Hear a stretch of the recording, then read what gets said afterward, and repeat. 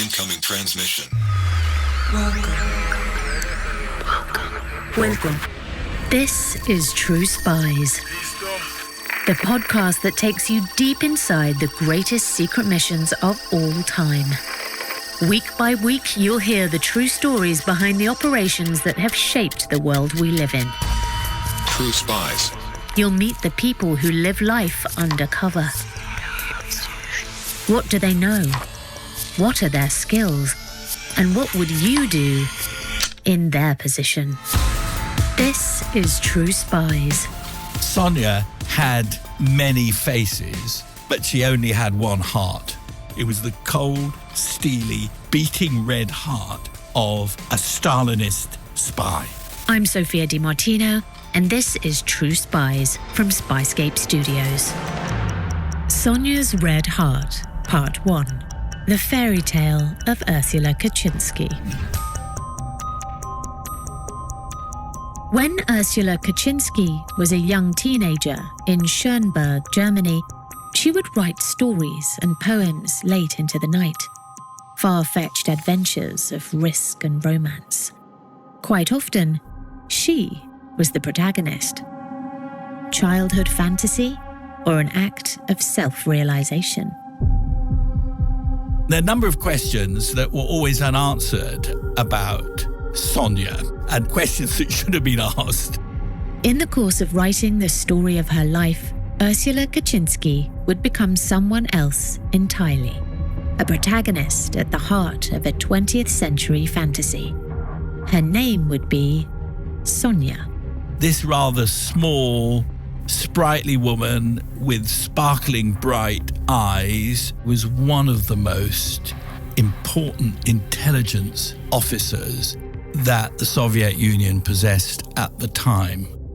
And quite unlike a storybook adventure, her acts had very real consequences. She saw many of those who thought she was their friend murdered by Stalin's secret police, for whom, of course, she was, in a sense, working, and she didn't bat an eyelid about it. There were a small number of totally ruthless, cold-blooded killers. They didn't necessarily have blood on their hands, but they were killers, who went along with Stalin's mad, murderous endeavors and showed him blind loyalty. Meet Professor Anthony Glees, a lifetime professor at the University of Buckingham and former director of 2 centres for the study of security and intelligence policy. He also happens to live in rural Oxfordshire in the UK, not far from the very spot that the winds of fate deposited Agent Sonya during the Second World War. Sonia had lived an amazing 20th century life. Highly dangerous, very courageous. And it was in the leafy villages of Woodstock, Kidlington, Glipton and Great Rollright between 1941 and 1950 that Sonia carried out her boldest acts of espionage. For 9 years, she slipped through the net of the British intelligence services, posing as a scone-baking mother and homemaker, a pillar of her local communities, all while delivering the closest guarded secrets of the Anglo-American atomic project directly to the Soviet Union. One of these weapons could change the course of the war, and 2 weapons, as we know in the case of Japan, 2 weapons would end a war. Simple as that. And I imagine that Stalin wanted to know every detail about it all the time. Stalin would get his wish when Russia successfully detonated its own nuclear bomb in August 1949. That much we know for certain. But as for Agent Sonya, the faithful servant who helped him achieve his aim, well, much appears mysterious. In fact, Anthony believes that even Sonia's own account of her life's work was just another in a long line of half-truths and fictions. All texts written by people involved in the world of secret intelligence should be approached with great caution. None of them should be taken at face value. Writing under the name Ruth Werner, Sonia published a memoir in 1977 entitled Sonia's Report. It became a bestseller. In my considered opinion, there's a lot there that is accurate. What is significant, however, are the things that are missing and the precise description of exactly how she did what she was doing. And that isn't surprising. Anthony has been absorbed by Sonia's story for the past 50 years. But there were details he felt that never quite added up.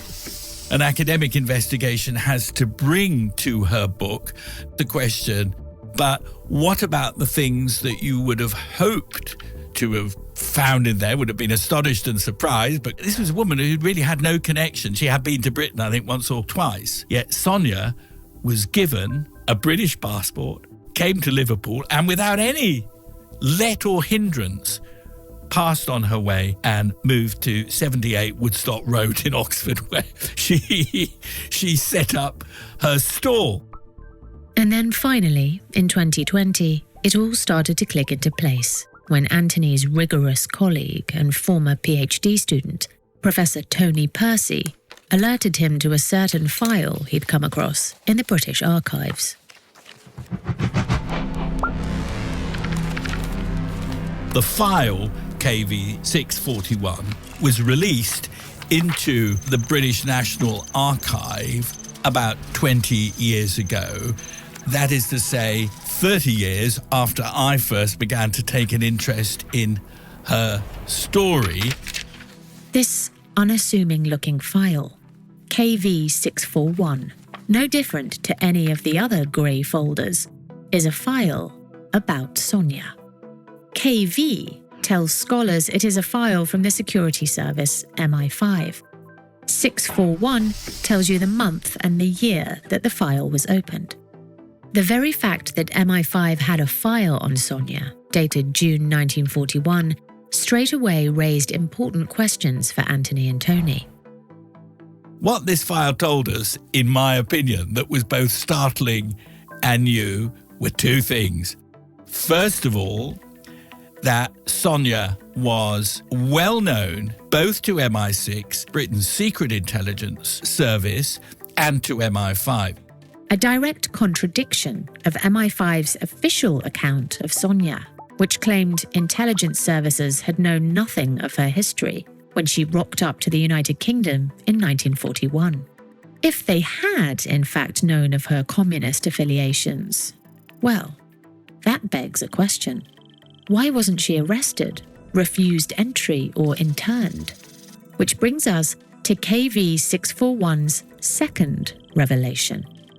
It shows that she outsmarted both MI6 and MI5, and in short, outsmarted the British intelligence establishment. In other words, Dr. Anthony Glees and Dr. Tony Percy believed that the security services knew Sonia to be a potential threat, but allowed her safe passage to the UK all the same. Why? She was a double agent acting for MI6. And to understand why MI6 might have considered an agent like Sonia theirs for taking, let's go back. Who exactly was Agent Sonya? She was born Ursula Kuczynski into a prominent, wealthy, academic, non-religious Jewish family. And during the first phase of her life in Germany's Weimar Republic, Sonia was a journalist for the Red Flag and other communist newspapers. Ursula joined the Communist Party of Germany, aged 19, and after a brief period in New York, returned to Berlin, where she married another young German leftist and budding architect, Rudolf Hamburger, and set up the Marxist Workers' Library. But it was a job opportunity that presented itself to Rudolf at an architectural firm in Shanghai that would trigger the next phase of Sonia's life. Then, as today, the Russian interest in China was extremely strong and close. But China was also in decay and was the playground of imperial powers and had been ever since the beginning of the 20th century. By this time, the Nazi Party was rapidly gaining support in Germany. The Weimar Republic appeared critically weakened. After leaving for China in July 1930 via the Trans-Siberian Railway, the pair boarded the Chinese Eastern Railway before embarking on a 600-mile boat ride across the Yellow Sea. Finally, Ursula and Rudolf Hamburger arrived in Shanghai.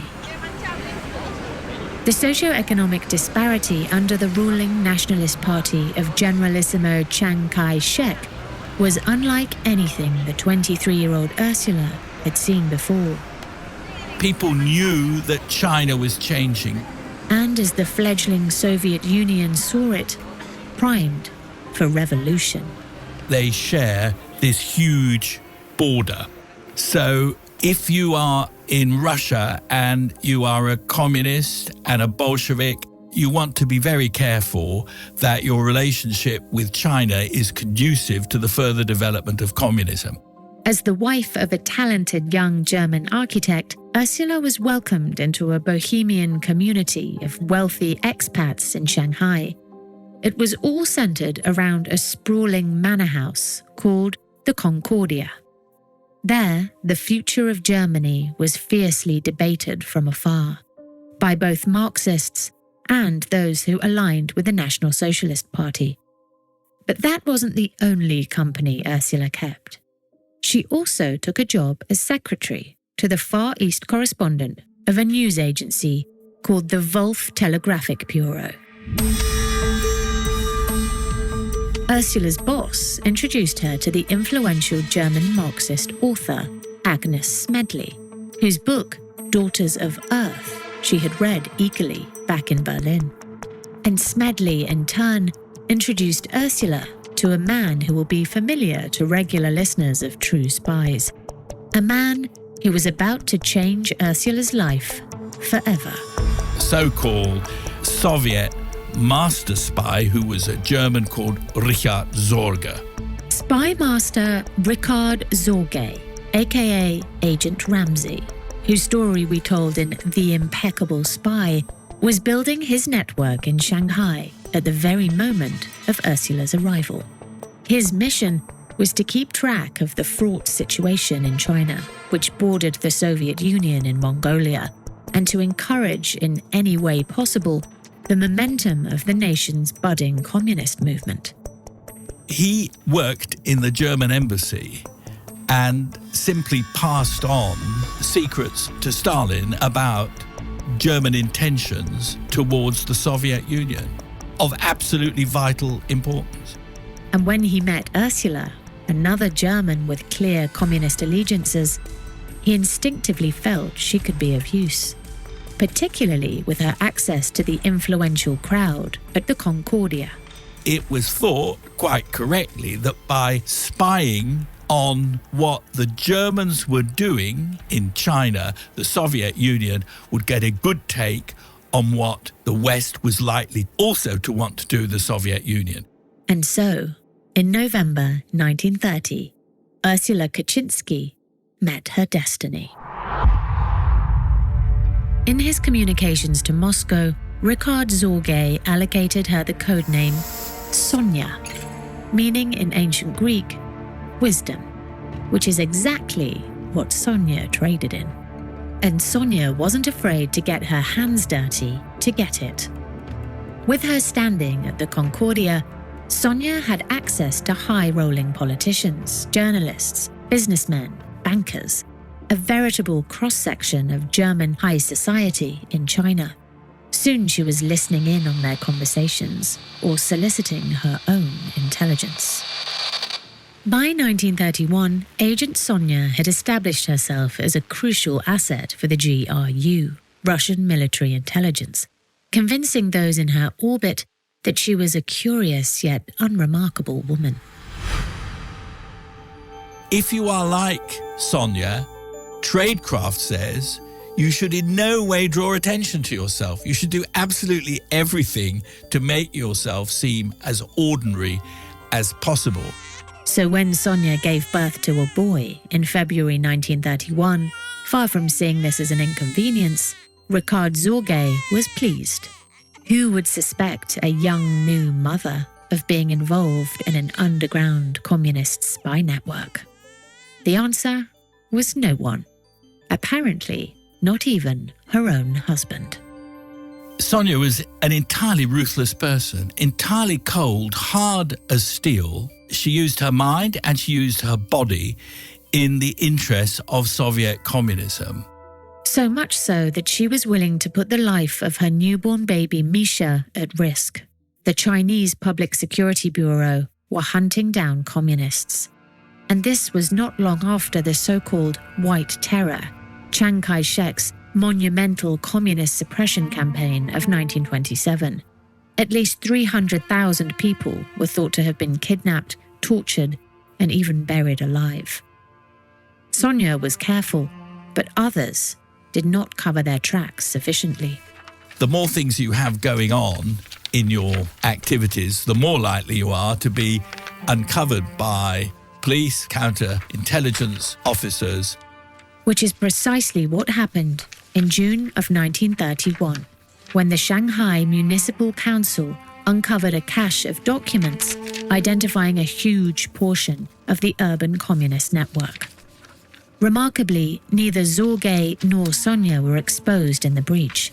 Both staggered on in Shanghai, operating in a critically weakened network, before Zorge was recalled to Moscow in 1933. Sonia would never see the man who christened her again. With the departure of her handler, who was also her secret lover, her mission seemed to be over. But it appears Sonia's reports had caught the attention of the right people in the GRU. Soon, she was presented with a new opportunity, one which would see her blossom from a grunt-working agent to a fully fledged officer.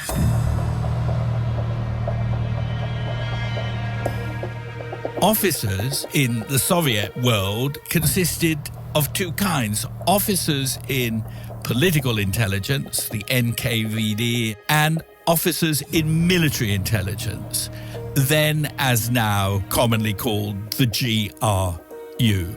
Sonia was an officer in the GRU. She was a military intelligence officer, not a political intelligence officer. With her new promotion came new responsibilities. Until this point, Sonia had been passing on information to Ricard Zorge, who would transmit this back to Moscow with the aid of a professional wireless radio operator within the embassy. But now, Sonia needed to learn this complex art herself. To communicate by wireless the fruits that her agents and the agents of Soviet intelligence were picking from those on whom they were spying. So she didn't generate the material, she passed the material on. Sonia was eager to learn. She attended an intensive training school in August of 1933, located in the woods in the Moscow River near the village of Vorobyeva. Disguised as a sports base, the radio training laboratory of the People's Commissariat of Defense, codenamed Sparrow, was temporary home to 80 handpicked trainees. Over 6 months, they would study the construction of receivers and wireless equipment and the art of Morse code.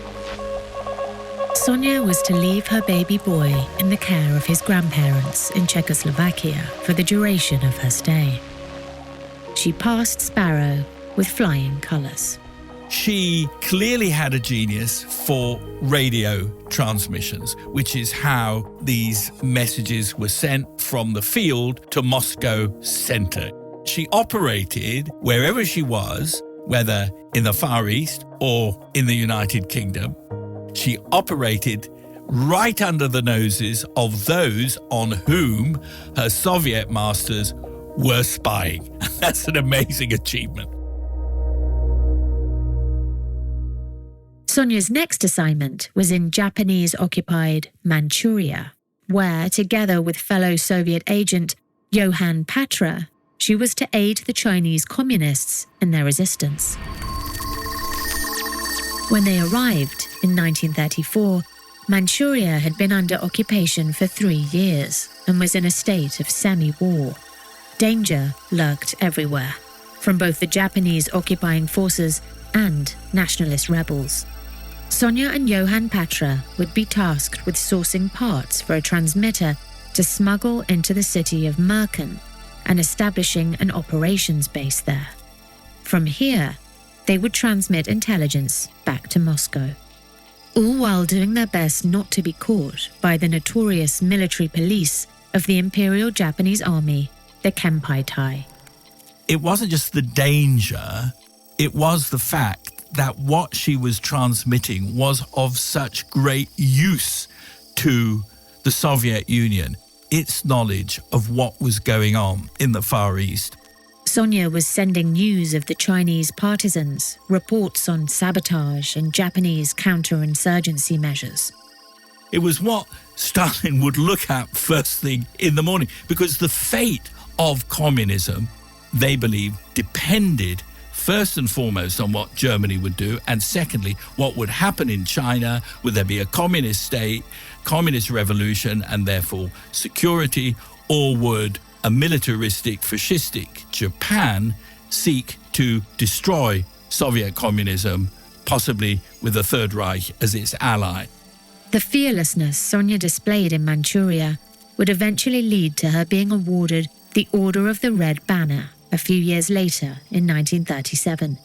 It was presented to both individuals and military units for acts of extreme military heroism. I think she had great political insight. She was a technician, she was an engineer, she was good at doing the radio stuff, but she also knew to get the most significant things onto Stalin's desk. Sonia's stream of Manchurian intelligence flowed uninterrupted for a year. But just as in Shanghai, where there was a spy ring, there were breaches. Eventually, a Chinese communist ally named Shushin, who'd been teaching Sonia Mandarin and assisting her with wireless activities, was arrested by the secret police in April 1935. The trail, inevitably, would lead directly to Sonia. In the second part of Sonia's Red Heart, the net tightens, and Sonia must make her hasty return to Europe. But the situation on the continent has deteriorated. It's important to realise she came from a prominent Jewish communist background. Either of those things, to be Jewish or to be communist, spelt doom for Sonia if the Gestapo were to get their hands on her. And if she is to survive, Sonia must entertain new alliances. When Victor Farrell became aware of Sonia's presence in Switzerland, he formed the view, this is my argument, that Sonia could be turned into a double agent working for Britain, using the same logic that had turned Nazi spies into double agents for Britain. But could this agent's communist loyalty truly be corrupted? If there's one thing we know about Sonia, it's that her heart beats red. What Sonia did was manipulate this international situation to her best advantage. I'm Sophia Di Martino. Join us next week for the second part of True Spies, Sonia's Red Heart.